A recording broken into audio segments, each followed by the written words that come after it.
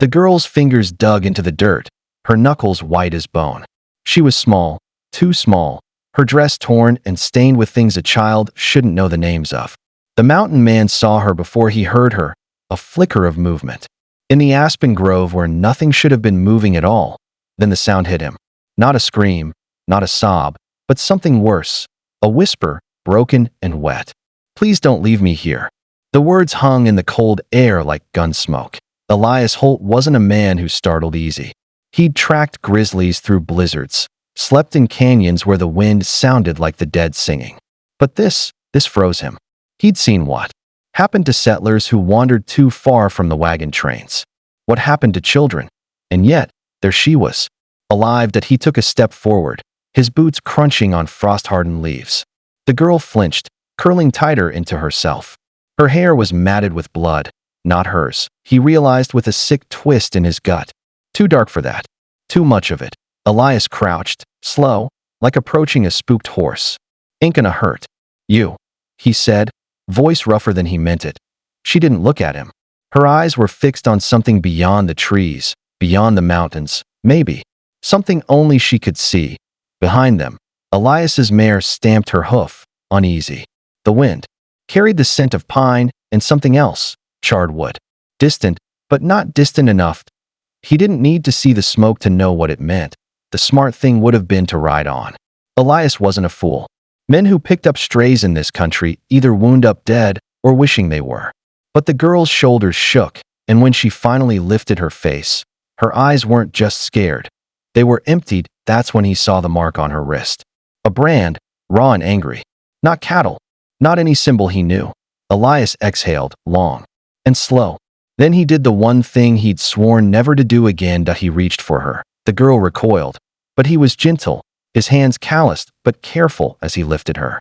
She weighed nothing, like holding a ghost. "Easy now," he murmured, tucking her against his coat. She didn't fight, didn't speak, just buried her face in the wool, her fingers clutching the fabric like she'd drown if she let go. Elias turned toward his horse, his jaw set. The mare eyed the girl warily but held steadied. That's when he heard it. Not the wind, not the trees, hoofbeats, distant, but coming fast. Elias didn't run. Running drew attention. Instead, he swung up into the saddle.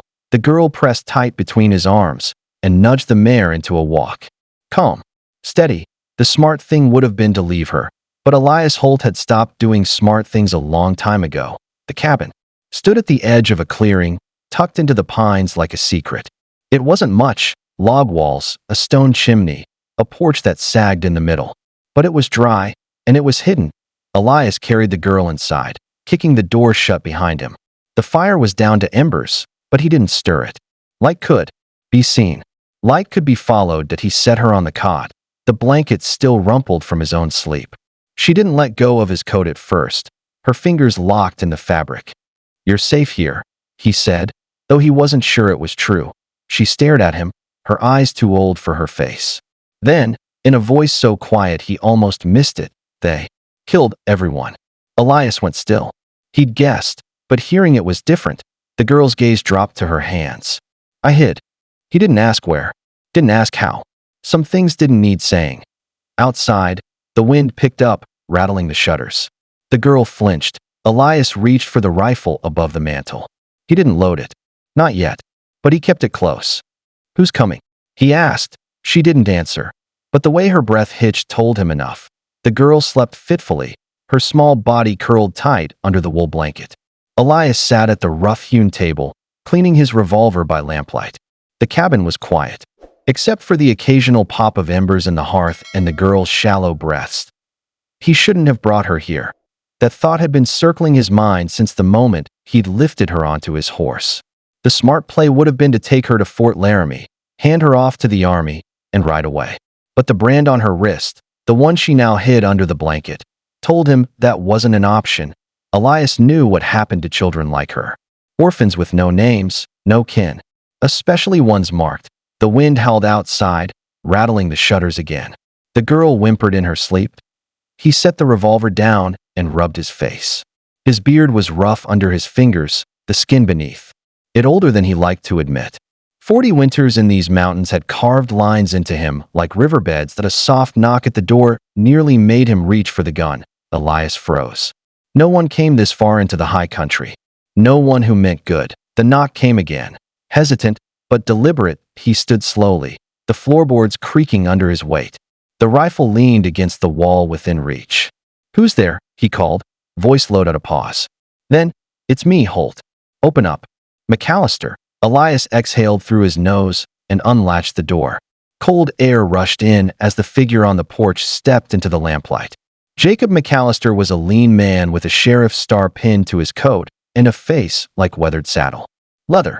His eyes flicked past Elias, scanning the cabin. "Late for a social call," Elias said, blocking the doorway. McAllister's mouth twitched. "Heard you might have found something out there." Elias didn't move. "Heard from who?" "Smoke on the horizon. Wagon train got hit hard. No survivors." McAllister's gaze sharpened. "Except one." The silence stretched. The girl stirred behind them, murmuring in her sleep. That McAllister's expression darkened. "Christ, Holt. You brought her here." Elias said nothing. The sheriff stepped closer, voice dropping. "You know what that mark means. That ain't just some settler's kid. I know what it is." McAllister exhaled sharply. "Then you know what'll happen if the wrong people find out you're hiding her." Elias glanced back at the girl. She'd kicked the blanket off in her sleep, revealing the brand again. 3 jagged lines, like claws. The sheriff followed his gaze. "They'll come for her, and they'll burn everything in their way." Elias met his eyes. "Let him try." McAllister stared at him for a long moment. Then he shook his head. "You always were a stubborn bastard." He turned to leave, then paused. "They're already asking questions in town. Ain't just the Sioux this time. There's others." Elias felt his jaw tighten. "How many?" "Enough." McAllister tipped his hat. "Watch your back, Holt." The door closed with a soft click. Elias stood there for a long moment, listening to the wind. Behind him, the girl sat up, her eyes wide and alert. She'd heard every word. Elias turned to face her. "You hungry?" She didn't answer, just stared at him with those 2 old eyes. He moved to the hearth and stirred the embers, adding a few sticks of kindling. The flames licked up, casting long shadows on the walls. The girl finally spoke. "They'll kill you too." Elias didn't look up. "Maybe." She pulled her knees to her chest. "You should have left me." The fire crackled. Somewhere outside, a branch snapped under the weight of snow. Elias reached for the coffee pot. "Yeah," he said quietly. "Probably." The first sign was the silence. Elias woke before dawn, his hand already closing around the rifle propped against the bed frame. The cabin was too quiet. No wind. No creak of branches. Just a thick, waiting hush that set his teeth on edge. That he rose slowly, boots barely whispering against the floorboards. The girl was gone from the cot, but the blanket was still warm. Then he saw her, crouched by the window, her small frame tense as a drawn bowstring. She didn't turn when he approached, just lifted a single finger to her lips. Elias moved beside her, keeping to the shadows. Outside, the world was painted in grays and blues, the last stars fading over the peaks. Nothing moved. Then he saw it. A shape at the tree line. Then another. Horses, not wild mustangs. These stood too still, their riders motionless in the saddle. 5 of them. Maybe more in the trees. The girl's breath hitched. "They found me." Elias counted weapons in his head. Rifle. Revolver. The old Bowie knife under the floorboard. Not enough. Not against that many. He touched the girl's shoulder. "Back door. There's a root cellar." She shook her head violently. "They'll smell me underground." The words sent a chill down his spine. These weren't just men hunting. They were trackers. A crow cawed suddenly, the sound like a gunshot in the stillness. One of the riders turned his head toward the cabin. Elias pulled the girl away from the window. "Who are they?" Her fingers dug into his arm. "The ones who brand." The coffee pot still sat by the hearth, half full from last night. Cold now. Elias stared at it, an idea forming. "Can you ride?" he asked quietly. The girl nodded. "Good." He moved to the hearth, grabbing the pot and a rag. "We're going out the back. When I say run, you run." Outside, a horse snorted. Then the unmistakable sound of a rifle being cocked. Elias didn't hesitate.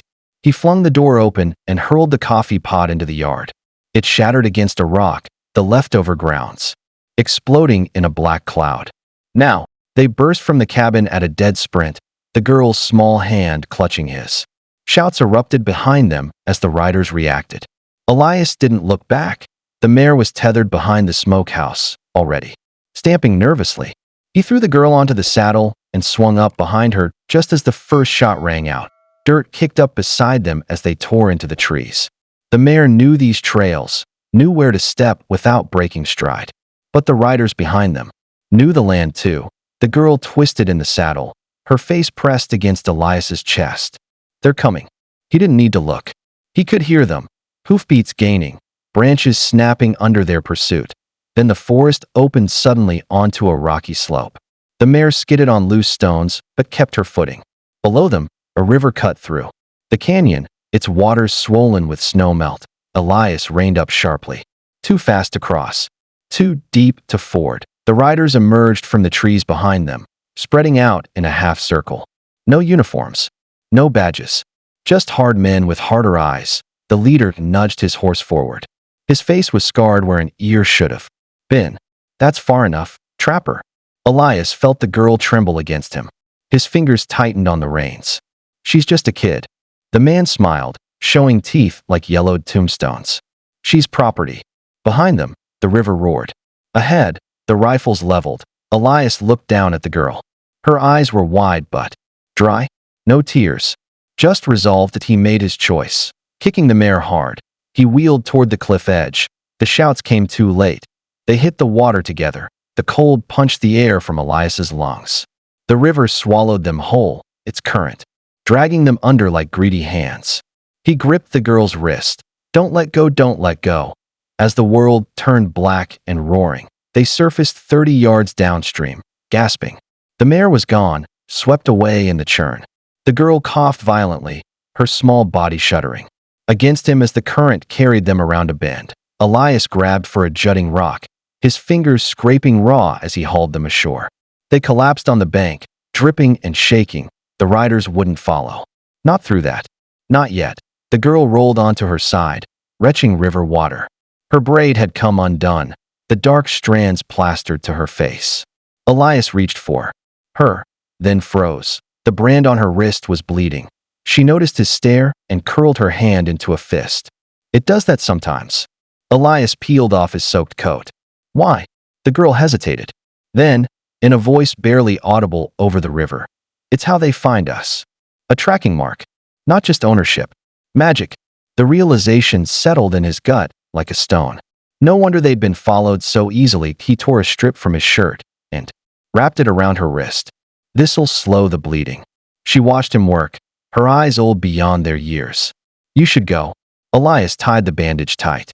Not happening. They'll keep coming. Let them. He stood, scanning the canyon. Walls. There was a cave system farther up, old Ute hunting grounds. They could hide there. Rest. Figure out their next move. The girl didn't move. Why are you doing this?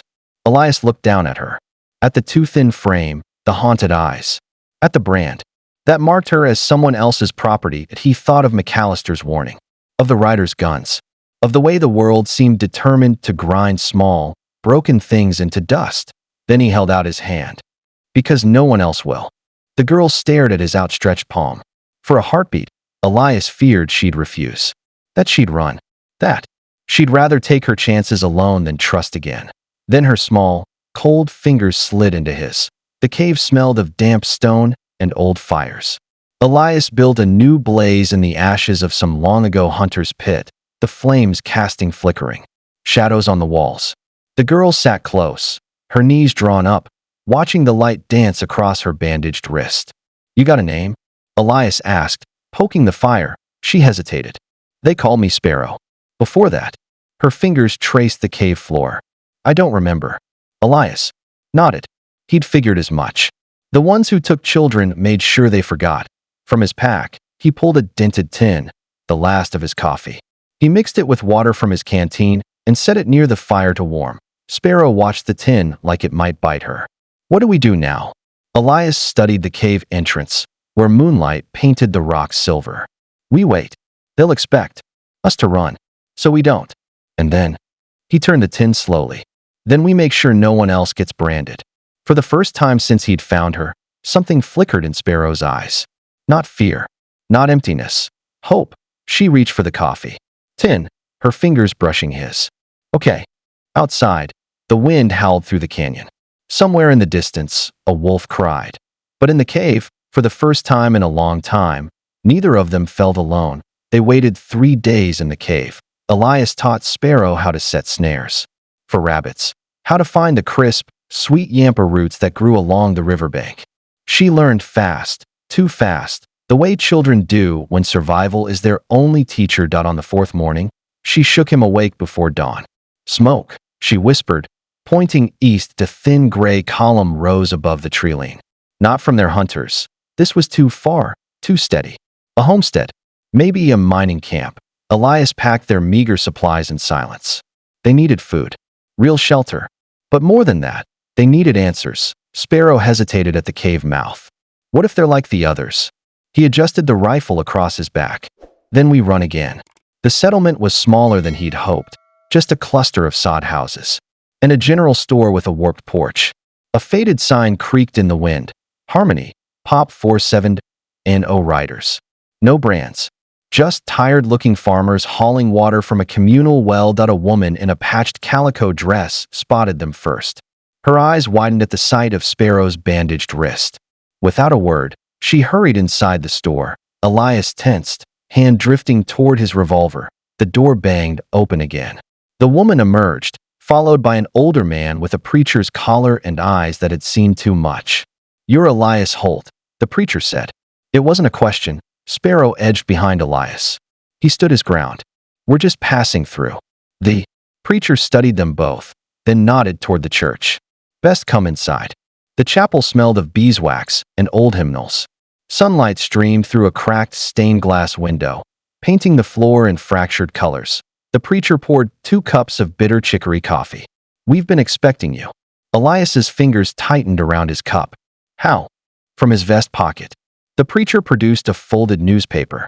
The headline screamed, asterisk, "Wanted, Mountain Man and Stolen Girl, $500 reward." Asterisk. Sparrow's face drained of color. Elias pushed the paper away. "She's not stolen. We know." The preacher tapped the article.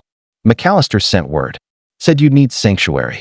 The woman, Martha, she'd introduced herself, knelt before Sparrow. "May I?" Slowly, she unwrapped the bandage. The brand pulsed angrily, the 3 claw marks swollen and red. Martha's breath caught. "We've seen this before," the preacher said, quietly. "They take children from wagon trains, from settlements, mark them like livestock. For the mines down south." Elias's blood ran cold. "How do we stop it?"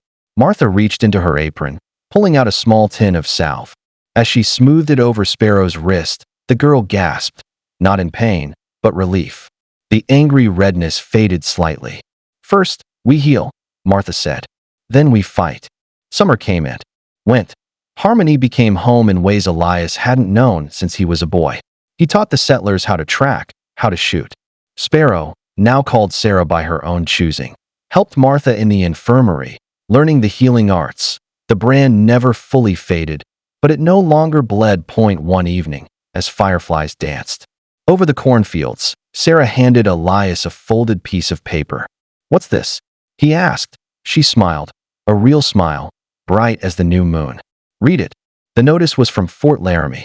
The so-called branding men apprehended after tip from anonymous sources. Mine shut down. Children reunited with families where possible. Elias looked up. Sarah's eyes shone with unshed tears. "We did that," she whispered. He pulled her into a rough hug, his chest too tight for words. Somewhere beyond the fields, a coyote yipped. The first stars blinked awake overhead. And for the first time and longer than he could remember, the world felt right. Epilogue. Years later, a new sign hung outside the Harmony General Store. Holt and Daughter, Tracking and Medicine. Travelers spoke of the fierce young woman with the faded wrist mark who could find anything, lost cattle, missing children, even hope. And sometimes, when the nights grew quiet, an old mountain man would sit on the porch with his coffee, listening to the wind. In the cottonwoods, waiting, just in case another lost soul needed finding.